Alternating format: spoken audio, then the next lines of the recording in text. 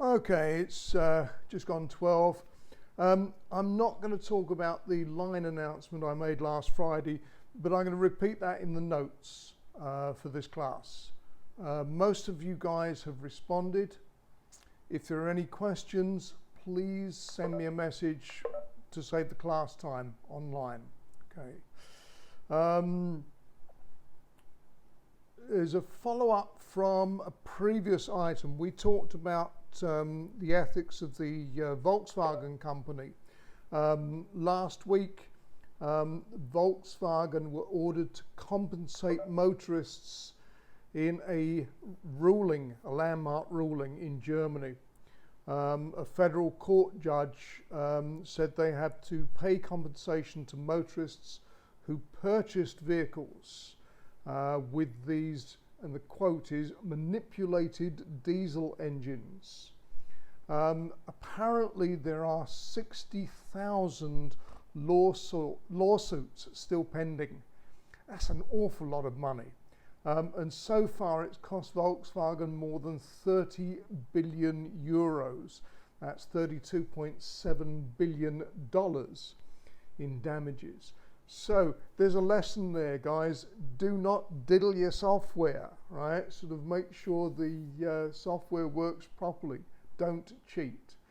There's a link in the notes to the France 24 website. I've mentioned in the past several times the importance of George Orwell's book 1984. At the beginning of the book, there are the words presented as the official motto of the nation of Oceania. This was a fictitious nation in the book. And the three parts are: war is peace, freedom is slavery, ignorance is strength, which are complete opposites from reality, I guess. Last week, Britain's Home Secretary, Priti Patel, that's the Interior Minister, said, "We're ending free movement to open Britain up to the world." Let me repeat that. We're ending free movement to open Britain up to the world. It's okay. I don't understand this either, nor do a lot of people.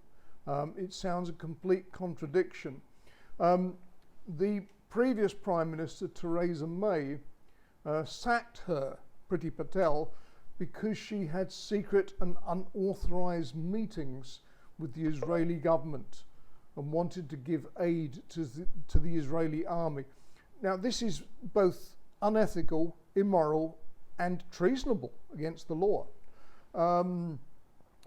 Holding several meetings without the knowledge of the British government is completely wrong. So when Boris Johnson gave her a post in the current lineup, a lot of people were really upset about this. Now here's bias, right? My bias. I think she's an odious woman. Her parents were Ugandan Indian immigrants. Allowed into Britain when the dictator of Uganda, General Idi Amin, threw all Asians out of the country. And he wrecked his economy by doing this. Patel herself, although coming from an immigrant family, is fiercely anti-immigrant. Again, something I don't understand. But this happens sometimes in Thailand when people come back from studying abroad. They try and prove that they're more Thai than the Thais who are already here. Very much something that happens in academia, I'm afraid. Patel seems to want to show she's more British than the British. I'm staying with the British government for the moment, again in terms of ethics and morals, as there were some unusual events over the weekend. I've mentioned before how examples for this course are rewritten every time I teach this. You know, the world keeps changing week by week. Um, so if you take this class particularly, our lives have been changed by the coronavirus. I mean, the very fact that we're holding a meeting like this, a classroom like this, has changed our lives. We can't move without a mask, and if we visit places like Siam Paragon, I went yesterday, and BTS, and even at Mahidol, our temperatures are taken. So these are limits to our freedom, but we agree to accept them, as we also accepted the curfew, self-isolation, and the difficulties of online learning. Right? So these are things which are uncomfortable for us. They limit our freedom, but I think most people accept them here because of the alternatives. You've heard me mention Dominic Cummings before with regard to Cambridge Analytica and the campaign to leave the European Union in Britain. He lied on several items and was able to sway voters.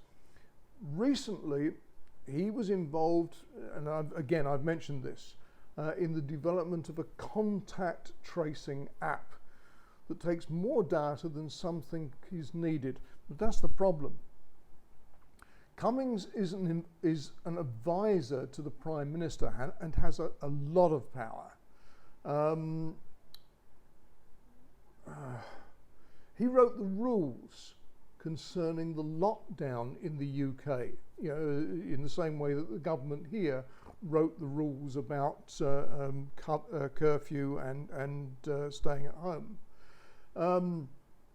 Several thousands have died in Britain because of the late start. Also in an earlier class, I've mentioned the ideas of herd immunity and eugenics.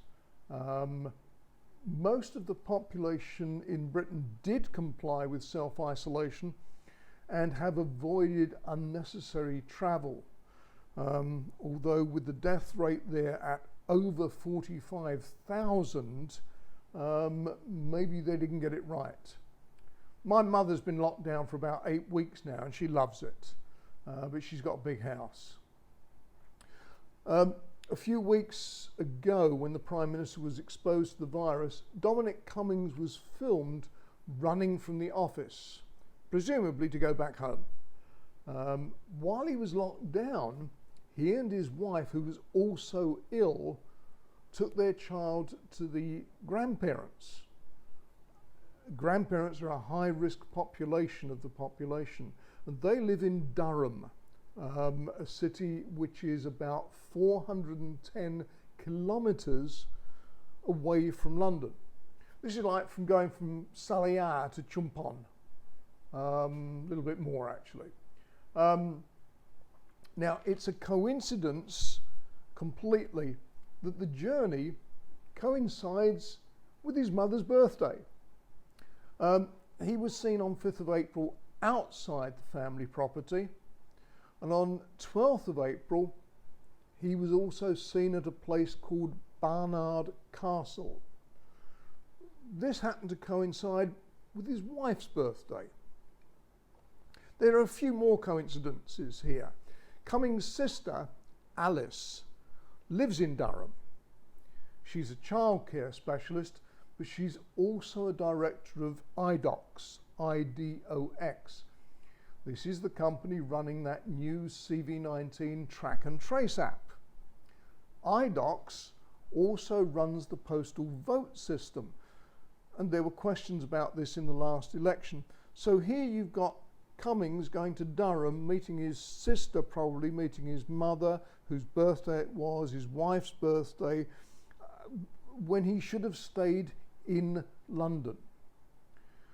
Barnard Castle is also where GlaxoSmithKline, a company that has several ethical problems, including dishonesty and bribery listed against them, they have a large establishment there. Again, coincidence. But big pharma is big money. You know, the pharmaceutical companies, massive amounts of money involved in drugs. and on the day Cummings started work again back in London, GlaxoSmithKline announced an agreement to develop a vaccine.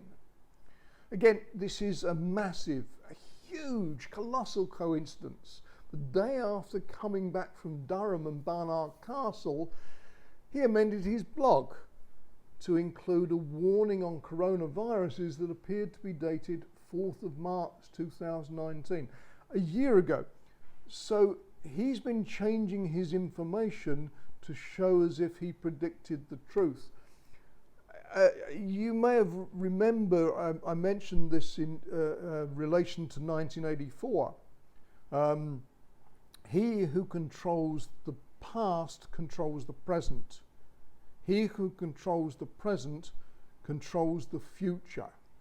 And this was one of the many incidents in 1984 that the hero, Smith, was required to alter records of the newspapers to prove that the leader, Big Brother, had been telling the truth a year or so before. Let me switch now to the view. How do I get on? Oh God, I can't find this now. Ah, got it. Okay. Share content. Oh no, what am I doing? Come on, help me on this. Is it share content? Click here to learn more. You might have to choose a screen first when you want to share content. Choose the screen. I don't know what I'm doing here. I'm using a different share content. Screen. Okay, I got it now. It didn't come up the first time. Okay. So what can we see? Can we see my my interface? It's loaded. Has something happened now? Yep. Okay. So let's get to. Okay. So here we go. So here is a crop from Dominic Cummings' website, and I've marked up 3 places here. And you'll see that the original date of this entry was in 2019. But using a mobile, the last modification is actually shown as 2020, 14th of April.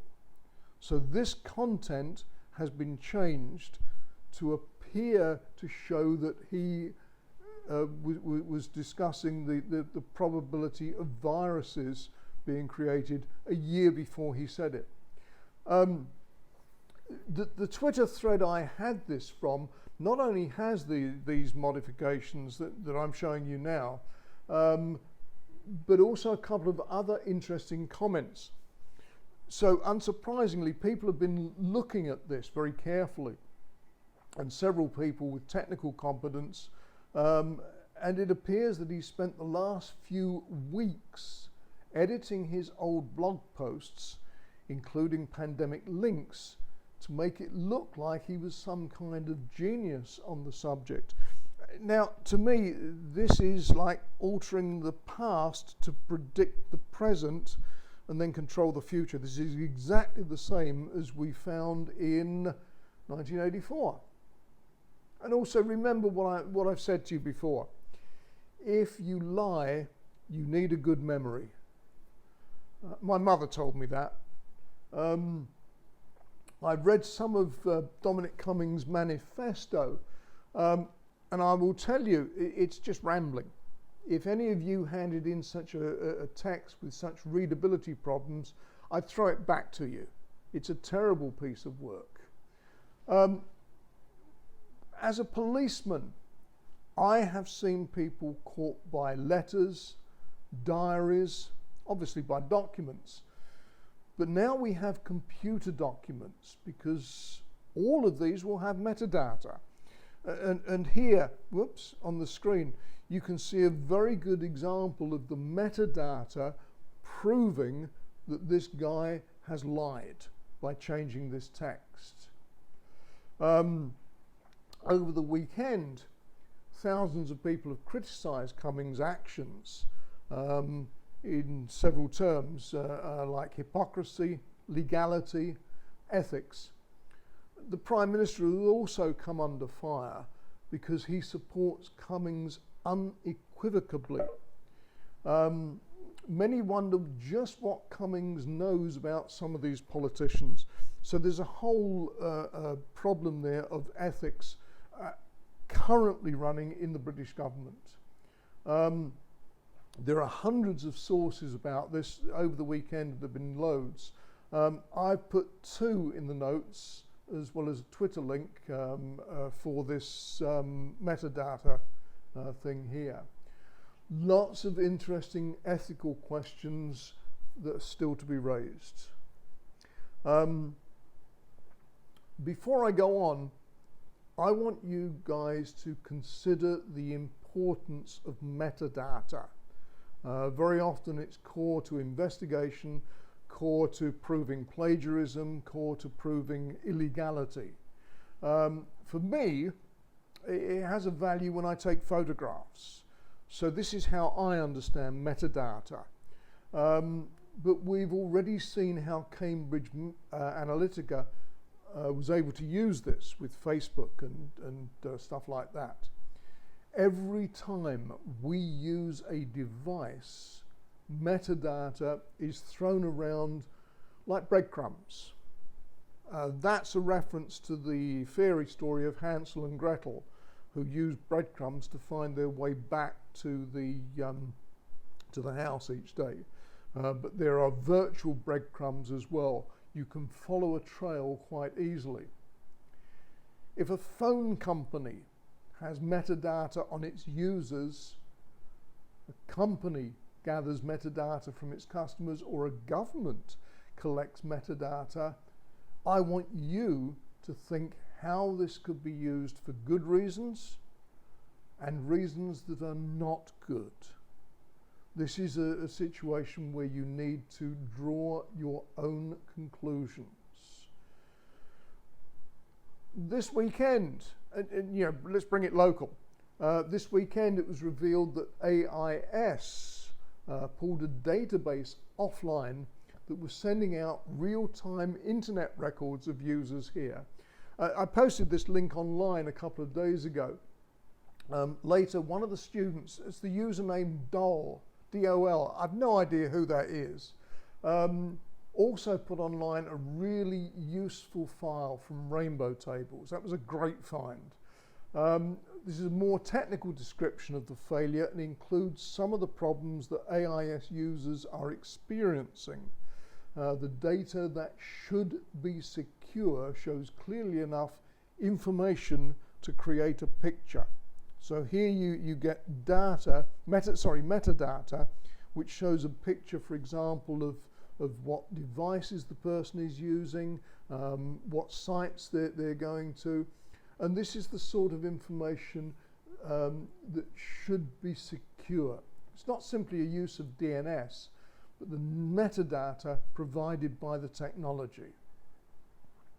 I've got a link here about Donald Trump. His real name, by the way, is Drumpf, D-R-U-M-P-F. His grandfather, here's an ethical question. His grandfather changed the name to Trump after running away from Bavaria to avoid military service. Bavaria was an independent country then under King Ludwig II. He built all those castles, including that beautiful thing that Disney used called Neuschwanstein, that sort of fairy tale castle. Anyway, Trump promised that he would donate all his salary each quarter to a government agency. And this time, true to his word, he's actually doing this. This time, the Department of Health and Human Services received $100,000. However, when the check was shown at a press conference recently, as well as that outrageous signature, the private bank account and routing numbers were also shown. That information could be used to withdraw or deposit money, to make online purchases, or hack an account. There's a link to the Straits Times here in the notes. A few years ago, a student from this class posted on Facebook a card which showed his membership of a professional organisation as well as personal details. I mentioned the risks and he removed it. We've already touched on the way Cambridge Analytica was able to form a picture of individuals from online data and other sources. This is not an old idea, sort of collecting information from different sources will help form a picture. Has anybody heard of the hacker Kevin Mitnick, M-I-T-N-I-C-K?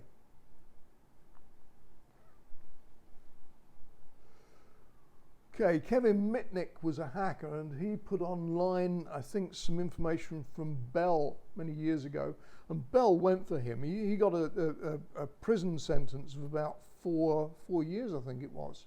But most of the way that Kevin Mitnick got his data, his information, was what's called dumpster diving. Literally going into trash cans, those big trash cans that get taken away by lorries, because people dump things in them that you never believe. So a lot of people are now aware of this. For example, my mother in the UK has one of those things that shreds data.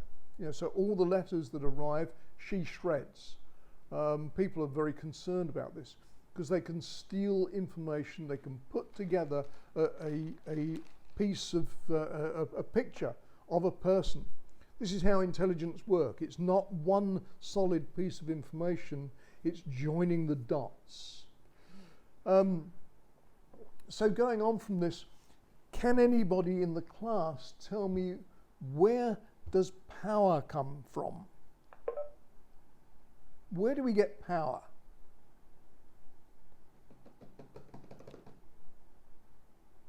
Silence, silence, silence. Information, yes, actually, thanks Nat. Yes. Money, yes. Wuticorn, absolutely. Great, so there's two good answers there. Yeah, the old ideas were obviously money, because with money you can buy things, you can buy people. Even older than money was the power related to land, and land of course is related to money. If you had lots of land, you could become a tribal leader and eventually king. There's also military power. The former leader of North Vietnam, Ho Chi Minh, said, "Power comes from the barrel of a gun." Wonderful quote that, but it's absolutely true. If somebody's got a gun pointing it at your head, you'll do anything. Okay, and the last one, somebody just gave me this as well. Information is power, and this is very relevant to what you do. I got a few links on the notes, and one of the authors I've read considerably is a guy by the name of Alvin Toffler. He wrote extensively about new technologies and was clear even in the 1970s, we're talking about 30 years ago, about how information, knowledge, data was a growing form of power. And now, of course, we recognize that information is power. Sort of having information can change countries. I've got a list of significant works by Toffler on the notes. I've got 2 or 3 of those in my office here. At least 3. I may have 4. I'm not sure. Right. So let me switch now. Back to metadata. Okay, so I don't want that. Okay. Can you say, this is a picture I took at the weekend, and you'll see here some of the metadata of from this picture. It gives you clearly the camera, the lens, some information about the lens, size of the picture, size of the image, and some technical information about the photograph. Now this is the sort of thing I like because I find it useful. But anyway, there we are. If I am using, what's that? Okay. If I'm using a different form, a different type of software, I get more information. I used to use something called Aperture, and although it says there lens model, it would also say the brand as well, which I find useful. Okay, so let's look at some of these pictures. Okay, so I need to scroll along here. Okay, so this one here, I've got more information about this one because it came from an iPhone, and I've got GPS information as well. So that gives me the GPS information, a lot of technical information about the photo, and of course this also brings up a map. The next one seems to be the same picture, but it's not. It was taken with an app on the camera. You see there, 645 Pro, and this is actually a raw image, so the picture is larger. And this next to it is a TIFF image taken at exactly the same time. That looks large, isn't that weird? Okay, EGCI, that says it's JPEG, but that's because it's been edited. And there's the TIFF image as well. And there's all this data that's included. So when you're looking at, you know, like I say, I look at files because image files, because that's one of the things that I enjoy. When you are dealing with any file, whether it's a Word document, an Excel file, yeah, forget about PowerPoint, they're not that important, but Excel and document with pages and numbers on the Mac, every one of these will have metadata, and like here, this will tell you, because this uses WordPress software, this will tell you when the data or when the information have been changed. And this is very important. Very often in trials, some of the defense lawyers don't want to pass over particularly Excel files unless the metadata is stripped out.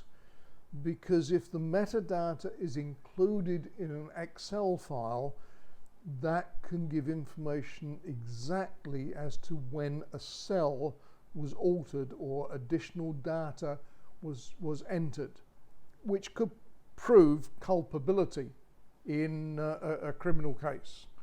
So the metadata that's contained in a file, you guys will be aware that particularly with Microsoft Word documents, you can open up the headings and you can see who in a collaboration altered data on a particular day and what they changed.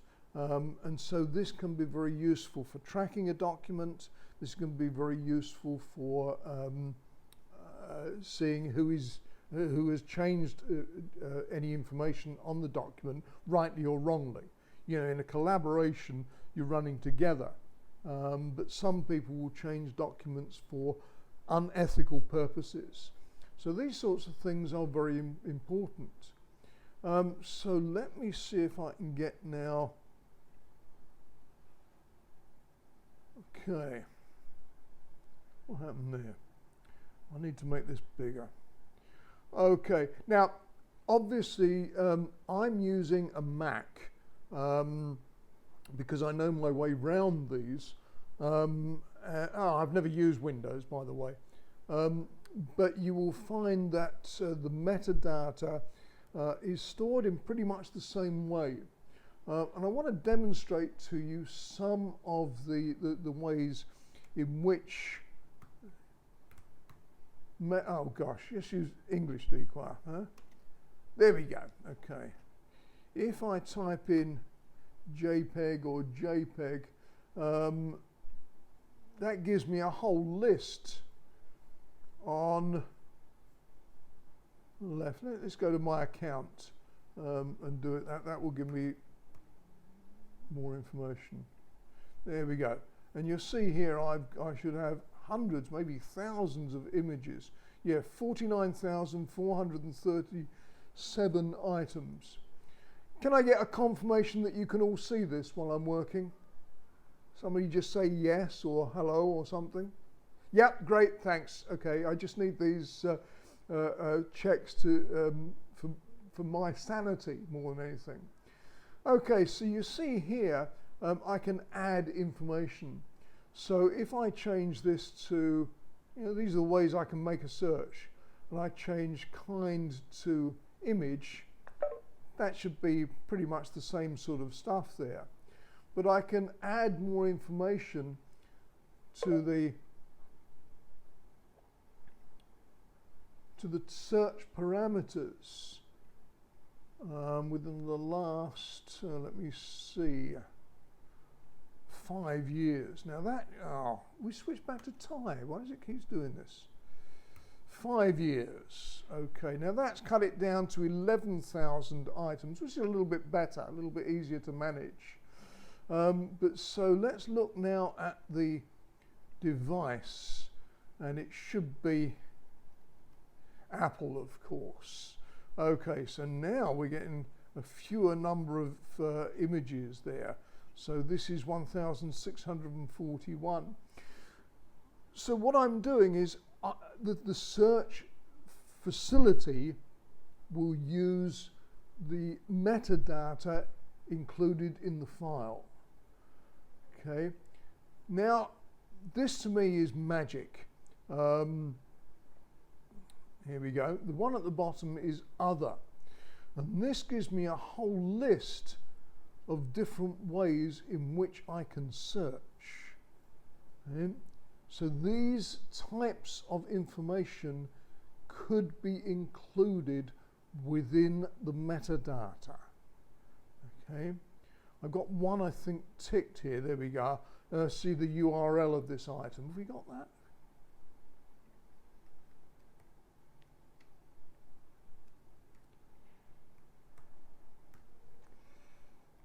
Let's spell it right. Nothing there. Okay, so back to other. There's one on here on Flash, I think. Make of the device. Okay, let's use that one.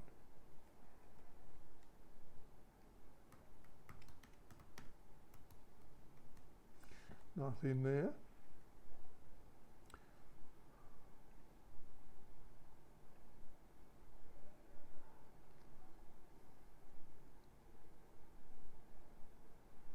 Flash, whether the picture was taken using a flash. Okay.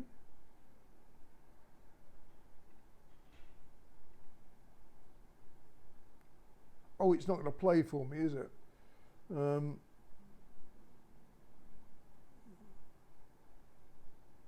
This is always a problem when you do a live demo. Things go wrong. Ah, there we go. Okay, so flash, any. So here I've now got a choice. Any, that could be yes or no. If I then select yes, that gives me 0 items that were taken with flash. I don't use flash very often.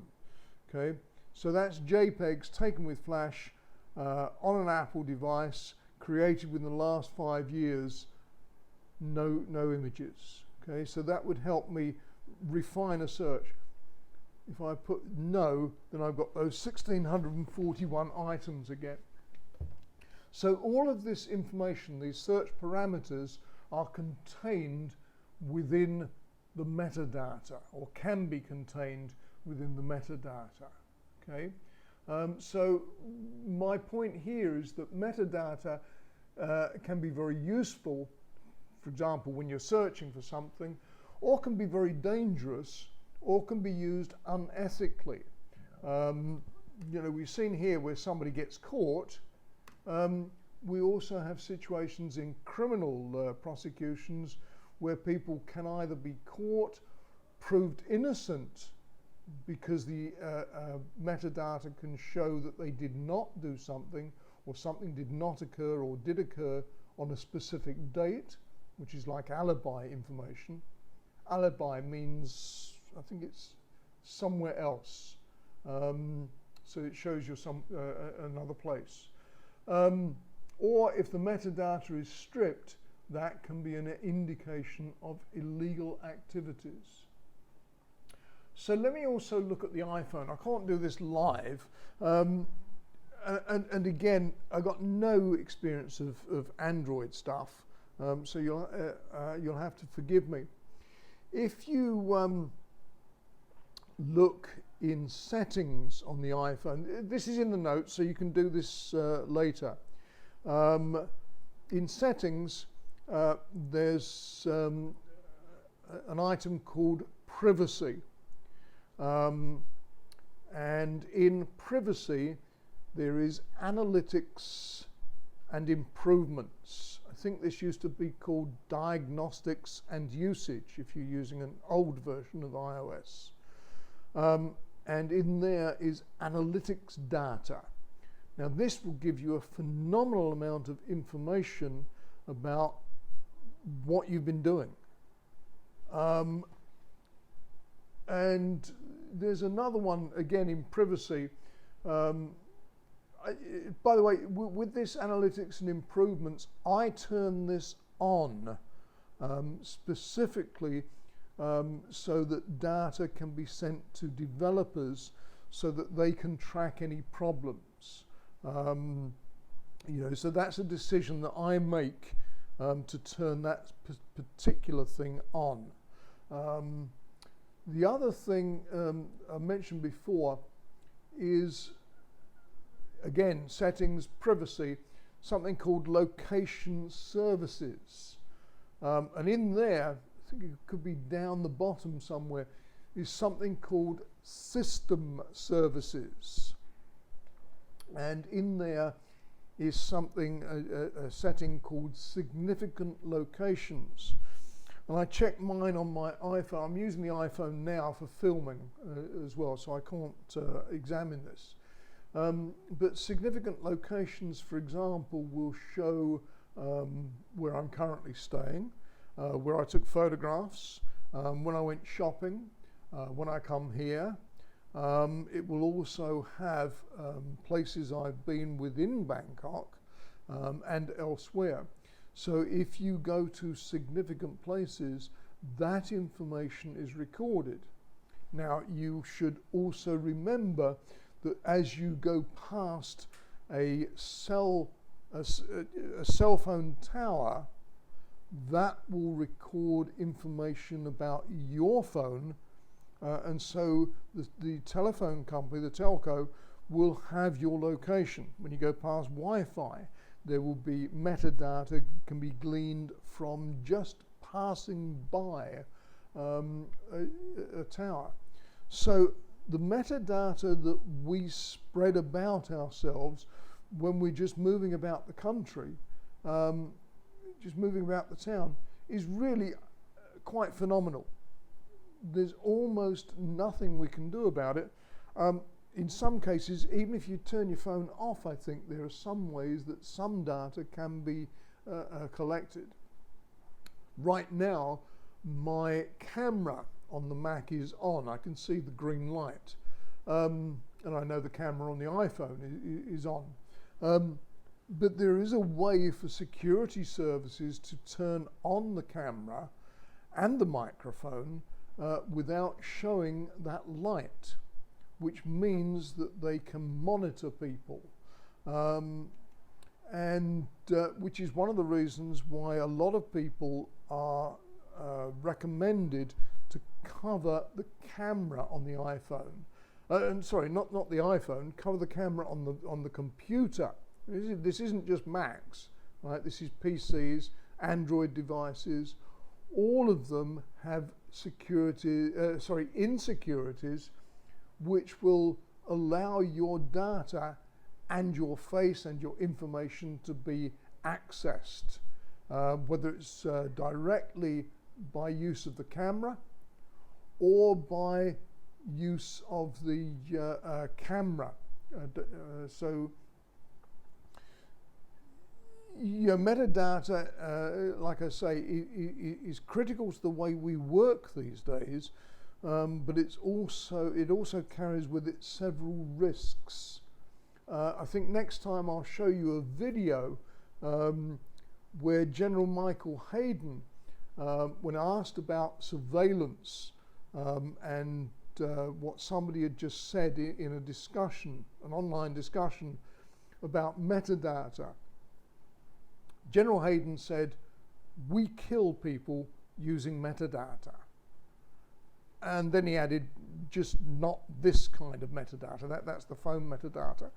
But there is metadata with the way your phone is tracked, with the way we move about with our devices, that allows security services in any country to track our movements. Metadata is dangerous. You know, so if you don't want to be discovered, if you don't want people to find out about you, if you don't want to be spied upon, stay away from those naughty websites, stay away from the internet. You know, sort of, you know, if you're going to do any security work, then you need a computer which doesn't connect to the internet at all. You know, we see these things in movies, but they are absolutely necessary. So what do we got? 7 minutes still. I'm running early. The idea of metadata is critical in understanding PRISM and NSA actions, the National Security Agency. I'm going to be coming on to this next week. It applies to all files and all data transfers. It's essential to understand the way data works, because our devices don't work without the metadata. Even the cloud or Microsoft Office, Word, Excel, particularly, you know, sort of, and the Mac. It's not just a feature of the Mac. It's a problem with Android or iPhone. All of these devices will have problems. You know, sort of, we'll be looking at some of this next time. In the 5 minutes that we've got left, do we have any questions?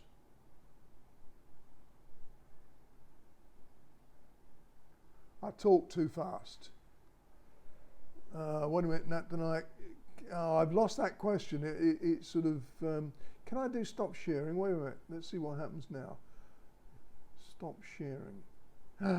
Wonderful, okay. It works on the Mac, it doesn't work on the iPad Pro. Okay, so somebody just asked me a question and I've lost it. Can you repeat that question? No, it disappeared. I'm just commenting on the metadata. I'm just talking about how the fact that they're collecting our usual data, and then on top of that they're collecting our metadata too, is kind of scary.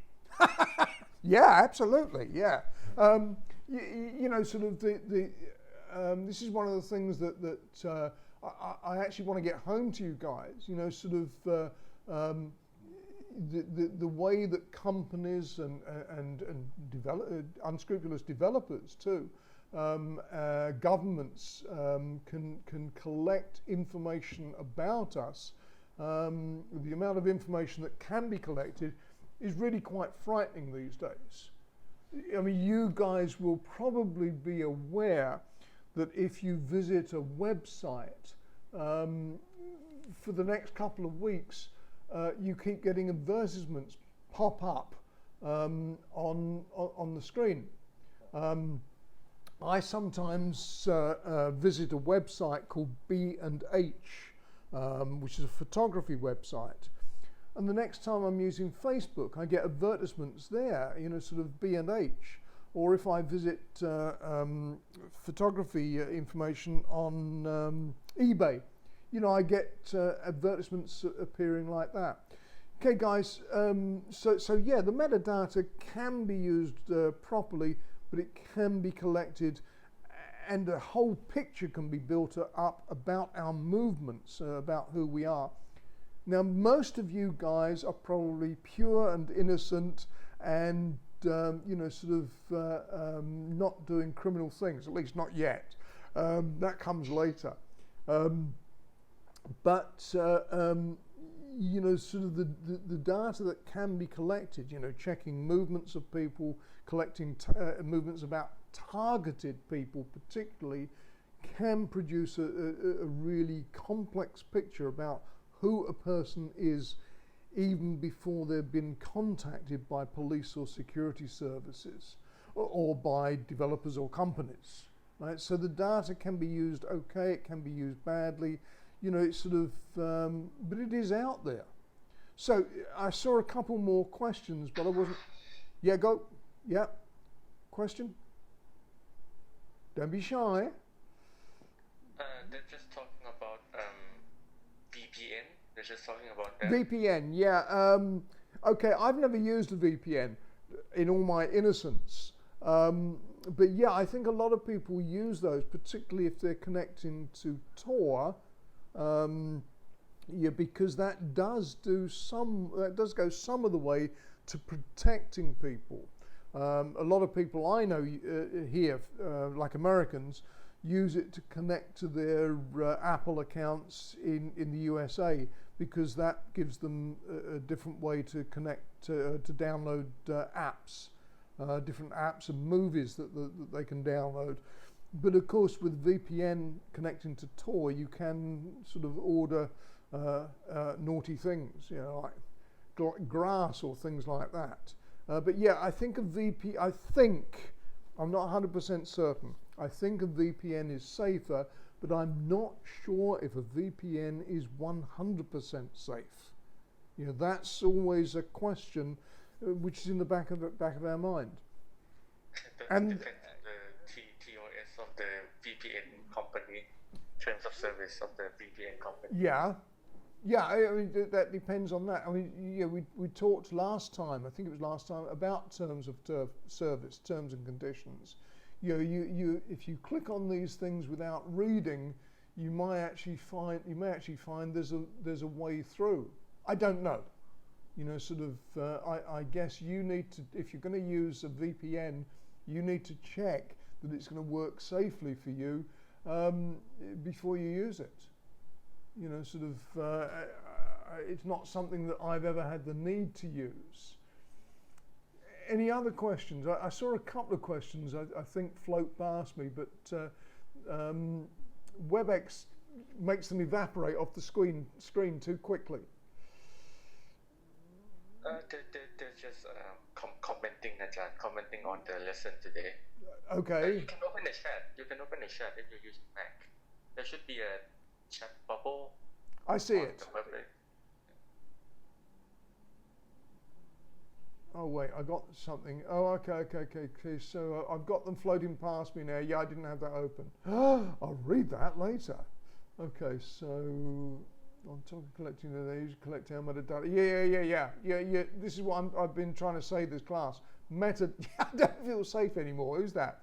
Jonathan. Absolutely. Yeah. I have a feeling we kind of have to. I don't know. Like I have a feeling we might need to embrace this transparency.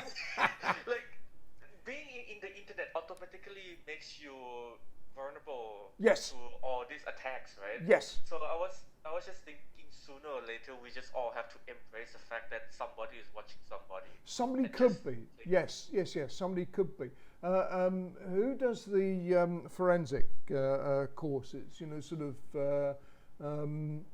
Do you know what I mean? Who are the teachers that do the forensic courses? Oh, okay, okay. You know, there's some interesting stuff there. You know, if you're interested in looking at this. Oh, Suratot, yeah. He was my student long time ago, but Ajahn Suratot was my student as well. Right? Got lots of former students. Okay, guys, 12:51. It's lunchtime. If you've got questions, send them to me online or email or something. Have a good time. See you next week then. See you next week. Thank you, guys. Thank you. How do I end this? Bing, bing.